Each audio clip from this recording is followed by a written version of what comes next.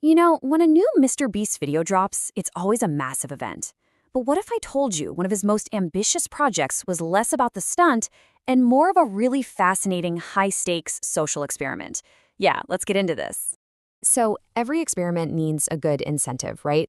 Well, this one started with $500,000. And we're not talking about a number on a screen. It was a physical stack of cash sitting right there in the room with them. That made the stakes feel incredibly real from minute one. And here's the basic setup. You've got two people who've never met, Hugo and Rain.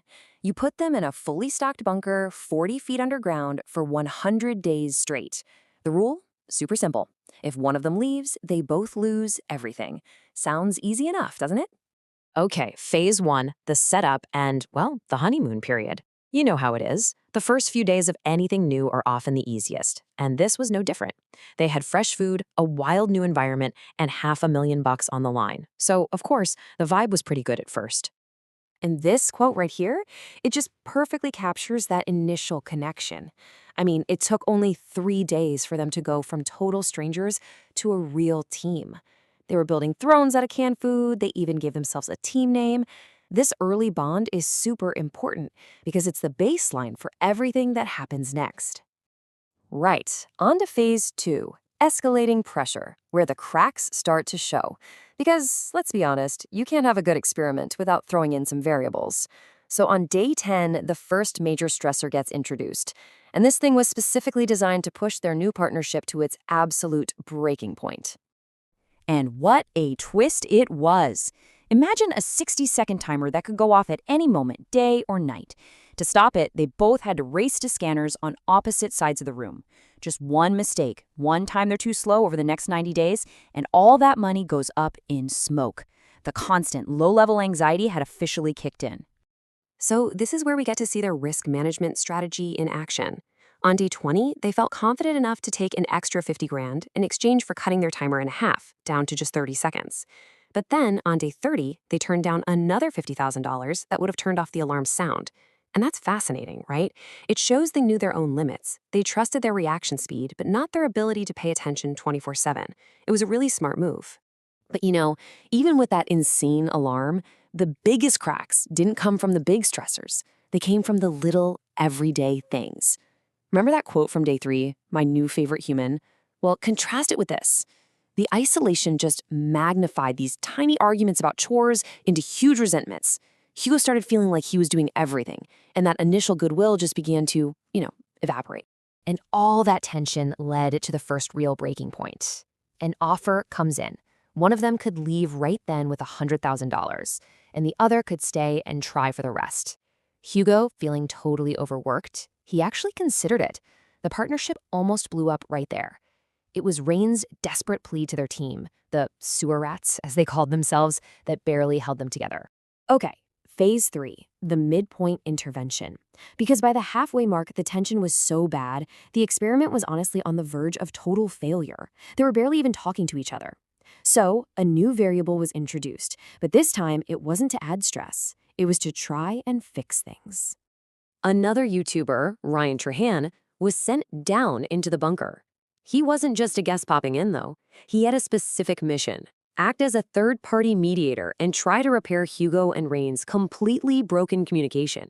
So Ryan had them do what he called a friendship test. It was all about getting them to reconnect. First up, they had to just stare at each other for a full 60 seconds to force them to see each other as people again. Then he led this discussion where each of them had to explain why they wanted to win the money for the other person. It was a simple but really powerful way to remind them of their shared goal. And you know what? It actually worked. They felt so reconnected that right after Ryan left, they made a huge decision together. They agreed to cut another 10 seconds off their timer, leaving them with a razor-thin 20 seconds to react, all for another $50,000. Their confidence as a team was back. So, let's move into the final phase, which I'm calling the high-stakes final gauntlet, because with their partnership seemingly repaired, the experiment cranked up the pressure and entered its most intense, psychologically draining stage. The temptation to just walk away got ramped up big time. On day 70, they were put in separate rooms and each offered a guaranteed $200,000 to leave. And get this, the offer was structured so the other person would have a shot at an even bigger prize. It's pretty incredible, but they both turned it down flat. Now, seeing how much strain they were under, the experiment threw them a bone. They got asked a simple trivia question, and for getting it right, the number one stressor, that alarm, was shut off for 10 whole days. This gave them a much-needed break to rest, reset, and actually start working together again before the final push. And this final twist is just a stroke of genius, really. For the last 10 days, the rules completely changed. They were given a bank of 60 seconds. The timer would no longer reset. Every single second they used was gone for good. It totally shifted the game from a daily reaction test to a brutal 10-day resource management challenge. And wow, those last 10 days were unbelievably tense. They literally moved their beds right next to the scanners. A 5-second trip to the bathroom was suddenly a massive risk. A 6-second argument about that bathroom trip almost cost them everything. Every single second became this precious, non-renewable resource standing between them and the finish line. So, after 100 days of isolation, stress, fighting, and then teamwork, what was the final outcome? What can this absolutely extreme situation teach us about how people interact under pressure? Well, first things first. They did it. Through all of that, they actually managed to walk out of there with a staggering $700,000 to split. I mean, what a testament to their resilience and their ability to adapt. But really, the money isn't the whole story, is it? This whole thing was a masterclass in human psychology. It showed how quickly external pressure can just crush goodwill, and how tiny conflicts over things like chores become massive in isolation. We also saw that bringing in a neutral third party can actually work wonders, and that a shared, super high-stakes goal can force an incredible level of collaboration. And maybe the biggest takeaway? The way the incentive was structured, that 60-second bank, was way more powerful than the dollar amount itself. And that kind of leaves us with one final thought to chew on. Hugo and Rain found their price. But it really makes you wonder, right? What would it take for you?